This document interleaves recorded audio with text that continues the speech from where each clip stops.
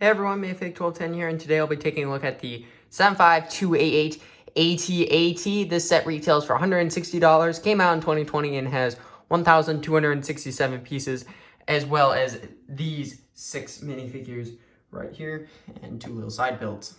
Before we get into the guts of this set, really, we're going to take a quick look at the instructions in the box art. For the box art here, hopefully pictures are appearing on screen. I actually think it looks very nice. I do like the 40th anniversary logo that they have in the corner, and I just generally think it's a very clean box art design. I like the white, and it kind of complements Hoth very, very well. Anyways, for the instructions here, you can see that they have the box art on the front there. You do have the QR code there for the online instructions, which is very nice. That way you don't have to fold these up. On the back here, you do have the win there, and then, of course, the bill of materials. And then everybody's favorite part of the instructions, the advertisements for sets that you just have to buy. Of course, there's the File First Battle Pack, a few other sets that hopefully I will get reviews up for shortly. And then at the back here, you do have an ad for the Skywalker Saga for 2020. That didn't exactly happen. And then a nice little art there, or really just a final sort of display thing for that AT-AT there. Probably one of the more interesting figures in this set is, of course, General Veers there. He's got a nice print for his torso there, and he's got the little, like, general rank insignia there. One of the really cool parts about him is, of course, his little helmet thing there. There's just a crud ton of detail in it. I'm really impressed about how much, like, little intricate details they're able to get into it, like that right there. I just think it looks really, really cool. He, of course, does come with some little macro binoculars there, and then he does have a face print, and hopefully one day we get a face print in this without the little radio thing. Be perfect for a Donovan custom for Indiana Jones. And then next up, we do get a Snowtrooper. He's got a blaster there. Pretty similar printing to General Veers, of course, with the back of the torso there. Of course, all in white, and there is minor differences. Anyways, beneath the helmet there, you got that face there, and then on the other one, we actually get a different face, which I really like that they're starting to diversify the faces that come under Stormtroopers, since, of course, they aren't clones.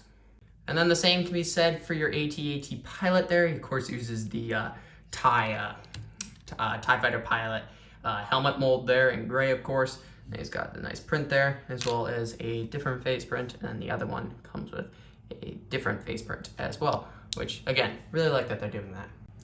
And quite frankly, the least interesting minifigure in this set is, of course, Luke Skywalker. There's nothing really too different about him. He's got the same little pilot jumpsuit there.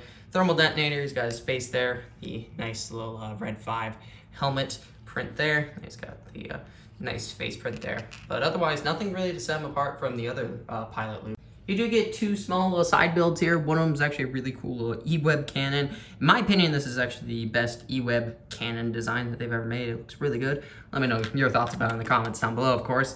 Then you do get this nice speeder, which is pretty cool. I'm glad they threw in just a little something extra for the Empire, because obviously an AT-AT's really huge, and having just a little something extra on the ground gives you something a little bit more realistic to interact with. And then, of course, the main attraction itself, the AT-AT, and quite frankly, this set is really huge. If you just look at a minifigure next to it, it's big. Of course, it's nowhere near minifig scale, but it's big enough where you're not gonna notice when you have it on display. It's a perfectly sized AT-AT. Now, if I bring it in, of course, we'll start at the head here. Nice detailing that they did here. It looks really, really good. It really looks like one of the model AT-ATs that they used in the film.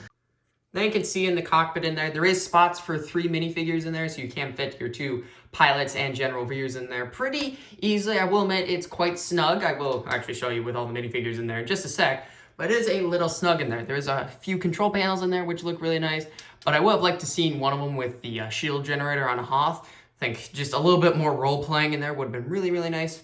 And then otherwise, I really think they should have taken out all this like earthy orange in there. To me, it just doesn't look right, because inside an AT-AT was actually like a dark gray.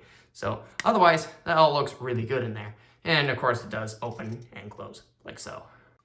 So as I said, you can fit all 3 of your minifigures in the cockpit there, but it is, again, very, very tight. The minifigures are only attached by 2 studs at most, which means that they're very, very loose. You can pop one out really easily, and that makes it very difficult when you're trying to work in a very tight space like this and get minifigures to sit down. You can easily knock one loose, have them fall over or something, and it can be very, very stressful. Also, you need to remove all their accessories, otherwise it's going to be even tighter fit in there. I would have really liked to see where the sides just fold down so that way you can actually have more access in there rather than the limited access you have with just this top panel. Otherwise, you can fold it down like so, and your AT-AT actually looks really good like this. One final thing on the head here is that there is 2 spring-loaded shooters right there, which you can just trigger from the back here like so. Each of them fire individually, which is pretty nice. And also, I gotta say that these are probably one of the most well-hidden spring-load shooters ever. When you have them in, they're very hard to notice unless you're looking at it from the side there. And when you take them out, they're practically invisible. I have to give props to LEGO here. From the display standpoint, those spring-load shooters fit in really nicely. Moving on from the head, we have the neck here, which does have 2 points of articulation. You have one at the front, which is actually a really good point. You can turn the head like so. Then you do have one at the back here, which allows you to turn the head even more. One slight problem with this second joint here is that there's a rubber Technic piece that actually holds it together and actually keeps it from turning all the way like this, like I would have liked. It keeps trying to default back to straight, which is something really dumb, and I kind of wish they just left this as like a free hanging little joint there, so that way you can actually position this and display your AT-AT as you want it. Moving on to the belly section of the AT-AT, you do have 2 panels here, which again, I have to say this AT-AT looks really screen accurate. It looks really, really good. You can open the panels up like so, and actually a small thing about the panels is that there's nothing really behind here to support it, so if you do grab it sort of like this, you're gonna warp that top panel really easily, which is kind of a small design flaw, I have to say. Anyways, on the inside there, you do have 3 sand blue seats with an additional 2 on the other side, plus a little rack in there to hold some weapons. And there is a string in there, which we'll get into in just a sec. Otherwise, you got a whole bunch of space for minifigures in there, which I think is really, really cool. And then, of course, a little weapon storage thing, which I think you can put the E-Web turret on, or really whatever you can fit on there, you can put on there. It's really cool. There's a lot of space in this AT-AT. Heading to the tail end of the AT-AT, you see just all this nice detail here. Again, it looks like the little model that they used in the movie. I really like it. Anyways, you can open it up there and it gives you access to a whole bunch of space there, which is, of course, for your little speeder there. You just slide it on in and then close it up like so, and it's all flush and nice looking, which is really nice. One slight problem with that is that it does take up sort of the middle space of your AT-AT there, which if you don't want that to happen, I recommend just leaving it off to the side somewhere. But you can put it in there, which is, I think, a really strong point of this AT-AT is that literally everything you get in this set can be fit into this AT-AT. You literally can just having it sit on the shelf like this and have the entire set in one place. Of course, one of the most famous scenes with the AT-AT is Luke using his grappling hook and lightsaber to blow it up, really. And LEGO does include a feature for that. All you have to do is flip up that panel there, and you see a little gear here. All you have to do is rotate it like this, and you see that string will start to uncoil. And as that string uncoils, you see a little gun will pop out from underneath the AT-AT, which is something really cool. What you can do, of course, is connect Luke Skywalker to it like so, and then have him ascend the little grappling line. Even cooler about this feature still is that there is a little trapdoor you can use the lightsaber to cut open and throw in your little thermal detonator there. So very nice attention to detail there. And of course, if you're wondering where that gun goes, it actually just slides up into that hole there and actually heads into the main hold of the AT-AT. So it does fully disappear when you don't want it saying how, which is something I think is very cool instead of just having it just dangling underneath the AT-AT, which honestly would have looked really dumb.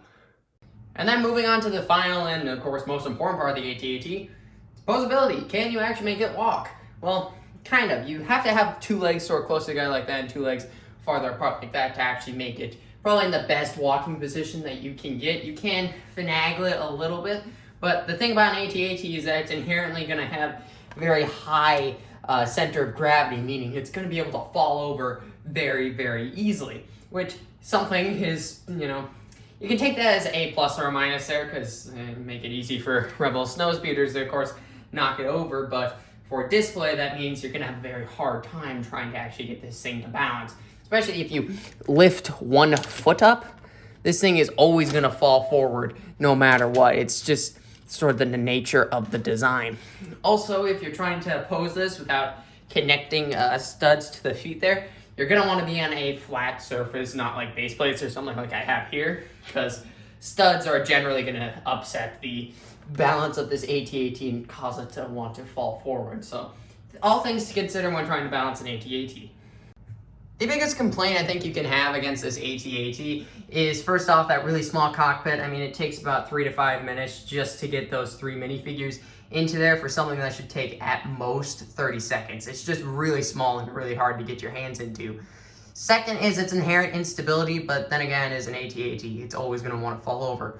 The biggest problem I think nobody's acknowledging with this AT-AT is, where's the snowspeeder? You get a crud ton of stuff for the Empire, but our only rebel that we get is Luke Skywalker, and there's no other sets that you can buy to sort of recreate your Battle of Hoth. In 2019, they did have a decent snowspeeder come out, but that was, of course, the 20th anniversary edition one, so it was retired instantly and now is worth a few $100s on eBay. So if you want a snowspeeder, it's going to be very expensive. And no, the juniors one doesn't count. That's comparing that to this, it would be just a joke.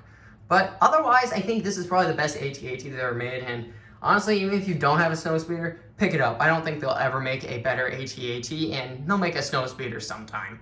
But yeah, what do you guys think about this AT-AT? Leave your thoughts in the comment section down below. Do you agree with me that this is the best one they've made, or do you think there's just something wrong with it that I don't see? Also, subscribe if you're new here for more LEGO reviews, animations, and scene recreations, hopefully all coming very, very soon. And I will see you all in the next video. Like if you did enjoy, and I will see you next time. Until then, goodbye.